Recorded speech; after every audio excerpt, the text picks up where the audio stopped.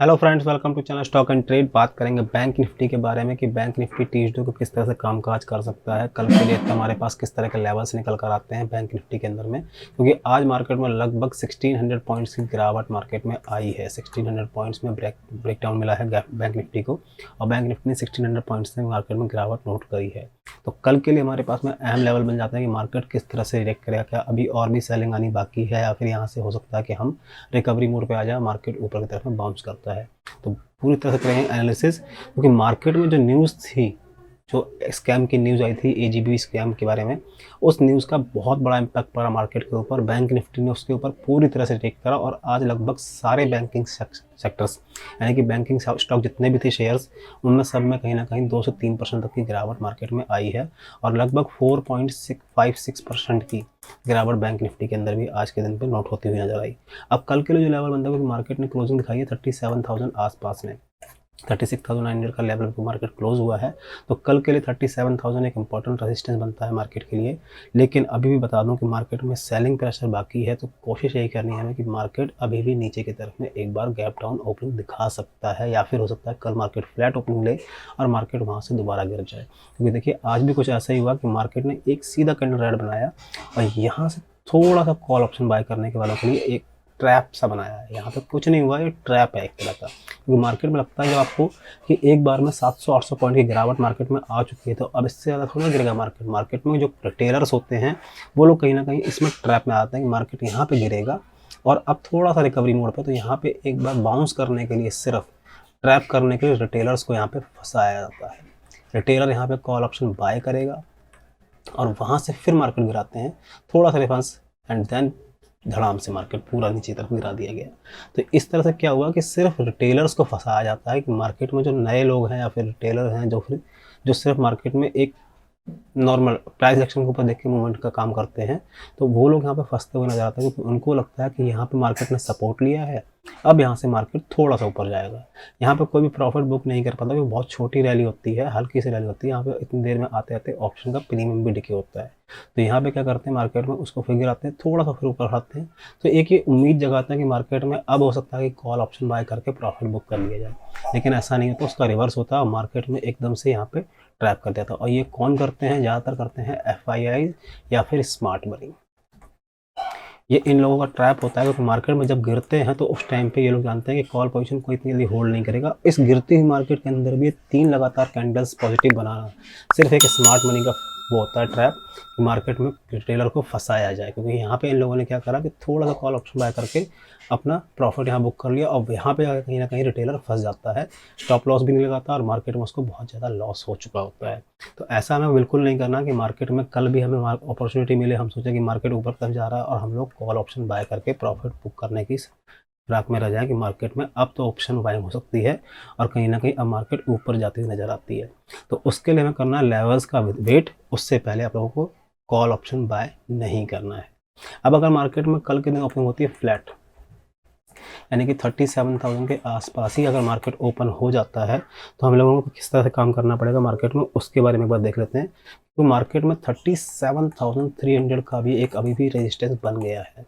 तो 37,300 के ऊपर या फिर 37,500 के ऊपर जाती हुई मार्केट अभी भी नज़र नहीं आती।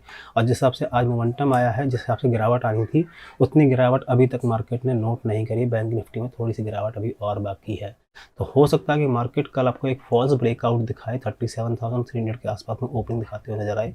ये होगा सिर्फ एक फॉल्स ब्रेकआउट, वहाँ से ऊपर से मार्केट में लगातार गिरावट आ सकती है। तो आपको कोशिश क्या करनी है, जब मार्केट 37,300 के आसपास अगर ओपन होता है, ऊपर की तरफ में ओपन होता है, तो वहाँ पे आप लोगों को सिर्फ वेट करना है। जब मार्केट इसके ऊपर ही सस्टेन करेगा, 37,300 के ऊपर सस्टेन करेगा, तभी हम लोग कॉल ऑप्शन बाय करेंगे।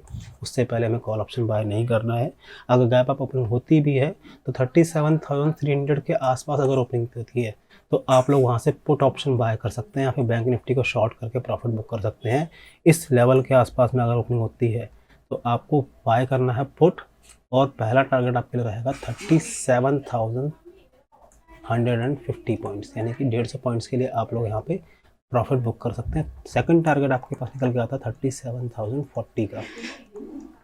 37,040 का आपके लिए सेकंड टारगेट है। फर्स्ट टारगेट आपके लिए होगा 37,050 का। और अगर मार्केट में 37,000 फिर से तोड़ा तो लगभग हमारे पास में 36,800 तक के लेवल आपके लिए टारगेट 3 निकल के आते हैं। और कहीं अगर मार्केट ने फ्लैट ओपनिंग दिखाई, यानी कि मार्केट इसी लेवल के आसपास में ओपन होता है और मार्केट में 36,900 का अगर लेवल टूटता है कल के दिन पे फिर से, तो हमारे पास में 36,780 पहला टारगेट, 36,650 सेकंड टारगेट एंड उसके बाद में हमारे पास निकल के आता है 36,500 तक का टारगेट। इन 3 टारगेट के लिए आप लोग पुट ऑप्शन बाय कर सकते हैं, लेकिन ये तभी करना जब मार्केट में 36,900 का लेवल टूटेगा, यानी कि 36,900 के गिरने के बाद में हमारे पास में सीधा सपोर्ट 36,500 तक का ही नज़र आता है। उससे पहले हमारे पास में कोई भी अब सपोर्ट बिल्कुल नहीं है, क्योंकि सारे सपोर्ट जो है बीच में 36,700 600 के ये सब वीक नज़र आ रहे हैं। जब मार्केट नीचे की तरफ मोमेंटम दिखाएगा तो ये लोग जो ऑप्शन सेलिंग करके बैठे हैं, पुट ऑप्शन सेल किया जिन्होंने, ये लोग यहाँ से निकलते हुए नजर आएंगे और वहाँ से मार्केट फिसलने के चांसेस और भी ज़्यादा बनते हैं। तो 36,900 के आसपास में अगर ब्रेकडाउन दिखाता है मार्केट, तो यहाँ से आप लोग पुट ऑप्शन बाय कर सकते हैं इन 3 लेवल्स के लिए।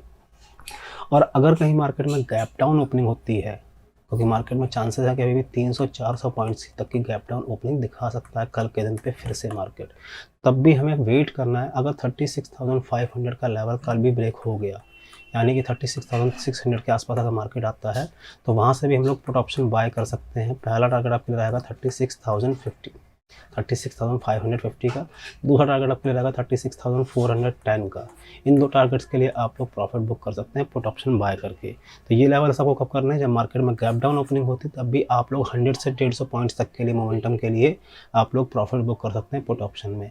लेकिन 36,300 के बाद में आपको ऑप्शन सेलिंग या पुट ऑप्शन बाय नहीं करना। 36,300 से मार्केट एक बार सपोर्ट लेके दोबारा से वापस हो सकता है, तो 36,300 के आसपास में आपको अपनी पोजीशन हल्की रखनी है। मार्केट उसके नीचे गिरता है तब आप लोग पुट ऑप्शन बाय करेंगे, लेकिन अगर वहाँ पे अगर कहीं सपोर्ट लेता है तो कोशिश यही करनी है कि आप लोग सिर्फ वेट करेंगे।